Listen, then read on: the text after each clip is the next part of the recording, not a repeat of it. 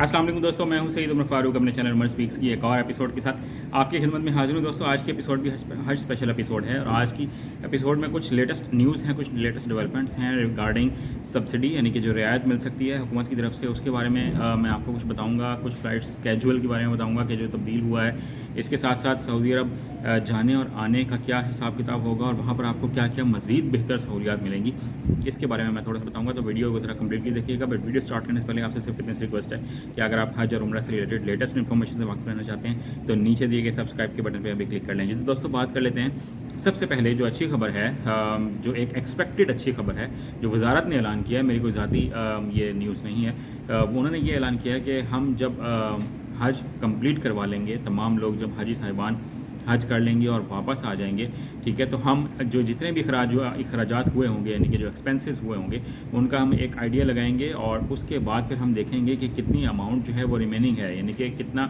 हमारे पास पैसा जमा हुआ था और कितना हमने खर्च कर दिया। उसके बाद वो तमाम हाजी साहिबान पे वो तकसीम की जाएगी रकम, यानी कि डिवाइड की जाएगी और वो ये देखा जाएगा कि कितनी बनती है। वो 25,000 से 75,000 यानी कि 25,000 से 75,000 तक उन्होंने एक रफ आइडिया बताया कि इस हद तक हमारा खर्चा जो है वो बच सकता है, जो हम हाजी साहिबान को वापस कर सकते हैं, जो पिछले साल तकरीबन 1.5 लाख रुपए के करीब वापस किया गया था। तो अल्लाह ताला से अच्छे की उम्मीद रखते हैं कि वहाँ पे खर्चा कम से कम हो और अच्छी सहूलियत मिल जाए, जिसकी वजह से ज़्यादा से ज़्यादा पैसा आप लोगों को वापस मिल सके। इसके बाद फ़्लाइट शेड्यूल जो है उसके बारे में बता दूं कि फ़्लाइट शेड्यूल लोगों का तब्दील हो गया है और पहले कुछ और था पहले दिन। उसके बाद वीडियो जो मैंने अपलोड की तो उसके बाद उन्होंने लिंक को डाउन कर दिया था। बहुत से लोगों ने और भी वीडियोस बनाई थी, तो बट उसके बाद उन्होंने लिंक अपलोड किया और उसके बाद जो शेड्यूल उसमें था उसके बाद भी उसमें चेंजिंग कर दी गई है।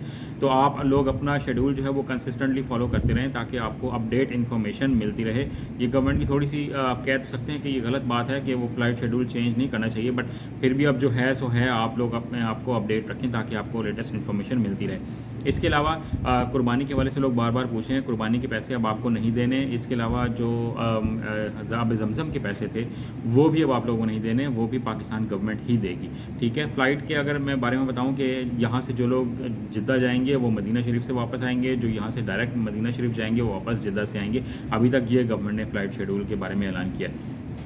इसके अलावा जो लोग हाजी साहिबान सऊदी अरब पहुँचेंगे तो सऊदी गवर्नमेंट की तरफ से भी वहाँ पर उनको तोहफ़े तहफ़ दिए जाएंगे। अब ये डिपेंड करता है कि उन पर कि वो क्या तोहफ़े तहफ़ देते हैं। तो उम्मीद अच्छी ही रखते हैं कि आप लोगों को कुछ अच्छे तोहफ़े मिल जाएं ताकि आप लोग अल्लाह ताला के मेहमान हैं, सऊदी गवर्नमेंट के भी मेहमान हैं, तो आपकी वहाँ पर खूब मेहमान नवाजी हो।